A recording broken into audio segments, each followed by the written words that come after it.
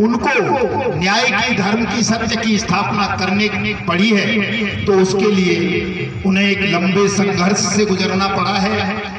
एक सेना की जरूरत पड़ी है, एक मंडल की जरूरत पड़ी है, एक संघ की जरूरत पड़ी है, तब जाकर के कहीं वो न्याय की, धर्म की, सत्य की स्थापना कर सके। तो आपके साथ भी जो अन्याय हुआ है, आपकी जो मेहनत की पूंजी को लूटा गया है, ये मदनलाल आजाद भगवान बनकर या गुरु बनकर या मसीहा बनकर उसे क्षण में आपको वापस नहीं दिला सकता कि मदनलाल आजाद फूंक मार देगा तो आपका पैसा वापस मिल जाएगा। ऐसा नहीं है दोस्तों। आपका पैसा वापस दिलाने के लिए हमने लंबा संघर्ष किया है।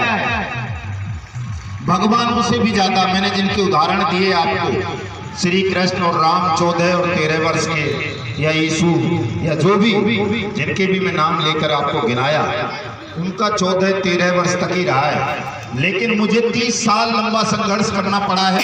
इतनी लंबी जेल यातनाएं भोगनी पड़ी हैं, वनवास भोगने पड़े हैं, उत्पीड़न, अपमान सहना पड़ा है, तब जाकर के कहीं इतने लंबे संघर्ष के बाद कुछ कानून हम देश में बनवा सके हैं, अधिकारिता आधारित कानून।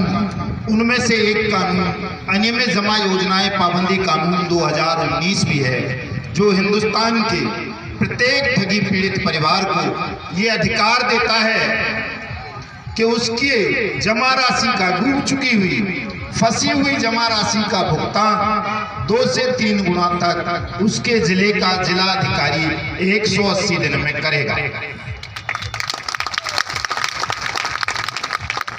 कब करेगा दोस्तों? जब आप अपने जिलाधिकारी के यहाँ भुगतान का आवेदन दाखिल करोगे। जो व्यक्ति अपने भुगतान का आवेदन दाखिल कर देगा, उसका पैसा निश्चित रूप से उसको 180 दिन में नहीं तो 280 दिन में जरूर मिल जाएगा।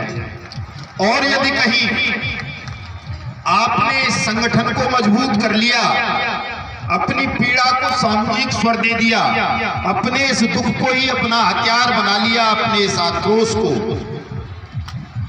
तो फिर 180 दिन की भी जरूरत नहीं है। कानून में यह प्रावधान भी है कि कम से कम 7 दिन और अधिकतम 30 दिन का समय देकर सक्षम अधिकारी आपका भुगतान करवा दे। लेकिन ये दोस्तों तभी संभव है जब आपका संगठन मजबूत होगा, आपका स्वर सामूहिक होगा। आप अलग अलग लड़ते रहोगे तो 180 दिन क्या, 180 साल में भी कानून बन जाने के बावजूद भी आपका भुगतान नहीं होगा। ये ध्यान रखना। इसके लिए आपको तमाम मतभेदों से, तमाम धर्म, जाति, वर्ण, रंग, नस्ल, क्षेत्र, भाषा इत्यादि के दीवारों को, मर्यादाओं को त्यागना होगा, लांघना होगा, तोड़ना होगा, और केवल ठगी पीड़ित बनकर अपने भुगतान की लड़ाई अनियमित जमा योजनाएं पाबंदी कानून 2019 के द्वारा लड़नी होगी। ये सुदर्शन चक्र है आपके पास, जिसका प्रयोग अगर आपने ठीक से कर दिया तो ये कानून, चाहे वो महाठग सुब्रत राय सहारा हो, गुर्दा चोर पीपीएस सेठी हो, वो जमीन के अंदर छुप गया है वो जय किशन राणा हो, दुबई में जाकर बैठने वाला राशिद नशीब हो, या फिर कोई और हो, सबका सर्वनाश कर देगा। इतना शक्तिशाली हथियार है अनियमित जमा योजनाएं पाबंदी कानून 2019। इसमें 10 साल से लेकर उम्र कैद तक की सजा का प्रावधान है। आपकी जमा राशि का 2 से 3 गुना पैसा आपके जिले का डीएम वापस करेगा, ये लिखा हुआ है इस कानून में। ये कानून हमारी संसद ने 30 साल बाद ऐसा अवसर था दोस्तों, 30 जुलाई 2019, जब पूरी पार्लियामेंट एक मत थी, एक भी सांसद विरोध नहीं कर पाया था अनियमित जमा योजनाएं पाबंदी कानून का। सबने सर्वसम्मति से इस कानून को पारित किया था। सेम डे महामहिम राष्ट्रपति ने इस पर साइन किए थे और नोटिफाइड हुआ था। उसी दिन से पूरे देश में लागू कर दिया गया था। आपको याद होगा कलकत्ता के पुलिस कमिश्नर को पकड़ने के लिए रात के 2 बजे सीबीआई चली गई थी, बर्ड्स एक्ट के तहत ही। इतना ताकतवर कानून है। हजारों करोड़ रुपए देश के ठग इस कानून को विफल करने के लिए खर्च कर रहे हैं। उन्होंने हजारों संगठन बना रखे हैं, हजारों बेईमान अधिकारियों को खरीद रखा है, हजारों नेता उनकी पॉकेट में रहते हैं, कई सीएम जेब में रखे हुए हैं ठगों की में।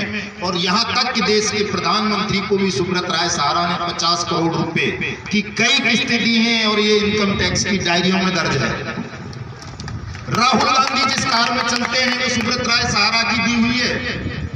दिल्ली का मुख्यमंत्री अरविंद केजरीवाल जिस फार्म हाउस में रहता है वो एक ठग का दिया हुआ है। उसने तीन जो राज्यसभा के सांसद बनाए उनके खिलाफ चीटिंग के मुकदमे दर्ज हैं, तीनों ठग हैं। पीएसएल के साथी बैठे होंगे, वो जानते होंगे कि वो सरदार जी जो गुल्ली डंडा सा खेलता है, क्या बोलते हैं, क्या नाम है उसका, जो अभी शांत है, निर्मल सिंह मंगू। हाँ, अरे निर्मल सिंह मंगू तो मालिक है, जो खिलाड़ी था क्रिकेटर अभी सांसद बनाया है अरविंद केजरीवाल ने। सरदार जी है, छोटे से कद का, पुलिस में डीएसपी भी रहा है। वो पल्स का काउंसलिंग डायरेक्टर था पीएसएल कंपनी का। करोड़ों रुपए निर्मल सिंह मंगू उसको दिया करता था, उसको अभी सांसद बनाया है। अरविंद केजरीवाल ने पंजाब से राज्यसभा में भेजा है। हमने विरोध किया था कि तुम तो ठगों की और बेईमानों की खिलाफत करते हो, तुम इसको सिद्धू को, हरभजन शायद नाम है उसका, है ना, हाँ, हरभजन को राज्यसभा में भेज रहे हो, ये तो ठग है। इसने 6 करोड़ लोगों की जिंदगी से खिलवाड़ किया है, लेकिन उसने एक नहीं सुनी, उसी को ठग को भेजा राज्यसभा में। दूसरा एक और कोई गुप्ता जी है, सुशील गुप्ता, तो गंगा इंटरनेशनल पब्लिक स्कूल के नाम से 20,000 बच्चों की जिंदगी से खिलवाड़ किया दिल्ली में, उसको उसने राज्यसभा में भेजा है। एक और एजुकेशन माफिया है हिमाचल का, उसको राज्यसभा में भेजा है उसने सांसद बनाकर। यहाँ की मुख्यमंत्री रही है 3-4 बार, जिस भूमि पर हम बैठे हैं, मायावती, बहुजन समाज पार्टी की नेता। उनकी पार्टी का एक नेता संजय भाटी जिला कन्वीनर था गौतम बुद्ध नगर का, टिकट दे दिया था उसको 2019 के आम चुनाव में। उसी की कंपनी थी Garbhit innovative promoters limited, bike boat taxi scam वाली, जिसमें 1250 सैनिकों ने आत्महत्या की। तमाम 2 लाख फौजियों को फंसाया उसी आदमी ने। उसको एमपी का टिकट दिया मायावती ने। उसका भाई आनंद रक्षा मंत्री देश का, राजनाथ सिंह उसका बेटा पंकज सिंह। ईओडब्ल्यू की रिपोर्ट है, सीबीआई को प्रस्तुत की गई है। आजकल वो मामला सीबीआई को चला गया है। 400 करोड़ रुपए दोनों के खातों में ऑन रिकॉर्ड ट्रांसफर हुआ है, रक्षा मंत्री राजनाथ सिंह के बेटे पंकज सिंह के में और मायावती के भाई आनंद के में। ये हमारा क्या नाम है, अभी जो पहले मुख्यमंत्री था मुलायम सिंह का लड़का अखिलेश यादव, सबको पता है कि उनका पूरा खानदान सुब्रत राय सहारा की जेब में रहता है। सबको पता है ना, ये बात नहीं पता? सुब्रत राय सहारा कौन है? इंटरनेशनल ठग, जिसने हिंदुस्तान के 30 करोड़ लोगों की जिंदगी को तबाह कर दिया। इतना बड़ा ठग है, वो आज भी खुलेआम घूम रहा है। उसकी वजह से रोज 10-20 लोग आत्महत्या करते हैं। लगभग 13,000 लोगों ने आत्महत्या की है सहारा इंडिया के विक्टिम्स ने। लेकिन वो सुब्रत राय सहारा दिल्ली पुलिस और उत्तर प्रदेश की सुरक्षा में खुला घूमता है। हजारों वारंट हैं, एनबीडब्ल्यू नॉन अवेलेबल वारंट उसके खिलाफ, हजारों मुकदमे दर्ज हैं उसके खिलाफ, लेकिन उसके बावजूद भी उसको गिरफ्तार नहीं किया जाता सकता। क्यों? इसको थोड़ा सा समझिए आप, वो कितने ताकतवर लोग हैं जिनसे आपकी या आपके मदन लाल आजाद की लड़ाई है। और मदन लाल आजाद के पास कोई सुदर्शन चक्र तो है नहीं, कोई मायावी शक्ति तो है नहीं मदन लाल आजाद के पास कि कुछ माया कर दें, जादू कर दें, सुदर्शन चक्र चला दें।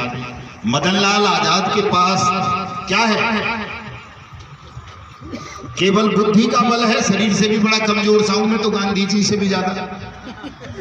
लेकिन मेरे पास भी सुदर्शन चक्र है, मायावी शक्तियां हैं, और वो है जनमत।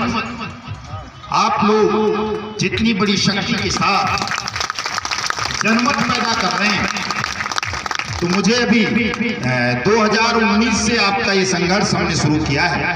आपको कानून दिए हैं, तो 3 या 4 साल हुए हैं उसको। मैं 14 साल और 13 साल नहीं लगाऊंगा, चूंकि मेरे पास उनसे ज्यादा ताकत वर सुदर्शन चक्र मौजूद है जनमत का, क्योंकि इससे बड़ा हथियार संसार में कोई नहीं है। जनमत दुनिया का सबसे बड़ा हथियार है। जनमत चाहे तो नरेंद्र मोदी जैसे लोगों को, योगी आदित्यनाथ जैसे लोगों को, मायावती जैसी स्त्री को और उनसे भी कमतर लोगों को प्रशासक बना सकता है, प्रशासक बना सकता है। जैसे जनमत ने आज मुझे भगवान के रूप में स्थापित कर दिया है। बहुत सारे लोग कहते हैं साहब आप भगवान हो, मसीहा हो, गुरु हो, लेकिन मैं एक चीज क्लियर कर देना चाहता हूं दोस्तों कि मैं भगवान नहीं हूं, गुरु नहीं हूं, मसीहा नहीं हूं। मैं साधारण इंसान हूं और साधारण इंसान में भी थोड़ा विपरीत सोच का व्यक्ति हूं। मैं ये मानता हूं कि जो भी शरीरधारी व्यक्ति, अगर कोई गुरु होगा, मसीहा होगा, भगवान होगा, तो वो कमजोर लोगों का शोषण करेगा, उत्पीड़न करेगा, उनकी भावनाओं का दोहन करेगा। मैं उन तमाम साथियों का भी विरोध करता हूं जो मुझे गुरु कहते हैं कि मुझे गुरु मत कहो। गुरु तो केवल और केवल नारायण है सबके। मनुष्य को गुरु कहोगे तो मनुष्य आज नहीं तो कल आपका शोषण करेगा, उत्पीड़न करेगा, आपकी भावनाओं के साथ खिलवाड़ करेगा। इसलिए किसी को गुरु मत कहो, मसीहा मत कहो, भगवान मत कहो।